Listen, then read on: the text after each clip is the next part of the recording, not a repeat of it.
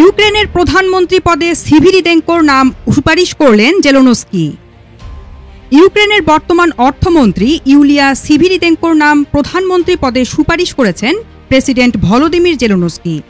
সোমবার এক বিবৃতিতে তিনি এ ঘোষণা দেন, যা ইউক্রেনের রাজনৈতিক অঙ্গনে এক বড় পরিবর্তনের ইঙ্গিত দিচ্ছে, বিশেষ করে রাশিয়ার সঙ্গে চলমান ২.৫ বছরের যুদ্ধের প্রেক্ষাপটে। খবর আল জাজিরা। সামাজিক যোগাযোগ মাধ্যমে দেওয়া এক বিবৃতিতে জেলেনস্কি বলেন, আমি ইউক্রেন সরকারকে নেতৃত্ব দিতে এবং কার্যক্রম নতুনভাবে শুরু করতে ইউলিয়া সিভিরিদেঙ্কোর প্রস্তাব দিয়েছি। তিনি শীঘ্রই নতুন সরকারের কর্মপরিকল্পনা উপস্থাপন দেখতে পাব বলে আশা করছি। জেলেনস্কি জানান, এই সুপারিশ ইউক্রেন সরকারের কার্যনির্বাহী শাখার রূপান্তর প্রক্রিয়ার অংশ। তিনি আরও বলেন, সিভিরিদেঙ্কোর সঙ্গে আলোচনা হয়েছে অর্থনৈতিক সক্ষমতা বৃদ্ধির উপায়, নাগরিকদের জন্য সহায়তা কর্মসূচির সম্প্রসারণ এবং দেশীয় অস্ত্র উৎপাদন বাড়ানোর বিষয়ে।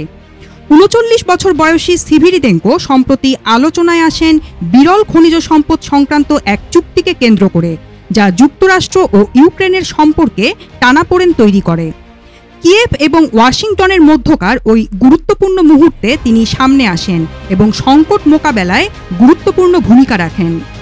জেলেনস্কির প্রস্তাব অনুমোদন পেলে সিভিরিদেঙ্কো বর্তমান প্রধানমন্ত্রী ডেনিস শ্যামিহালের স্থলাভিষিক্ত হবেন।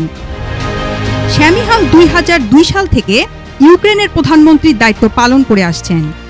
সিভিরিদেঙ্কোর সাবেক সহকর্মী ও ইউক্রেনের সাবেক অর্থমন্ত্রী তিমোফি মাইলোভান বলেন, সরকারের পরিবর্তন জরুরি, কারণ জনগণ হাঁপিয়ে উঠেছে।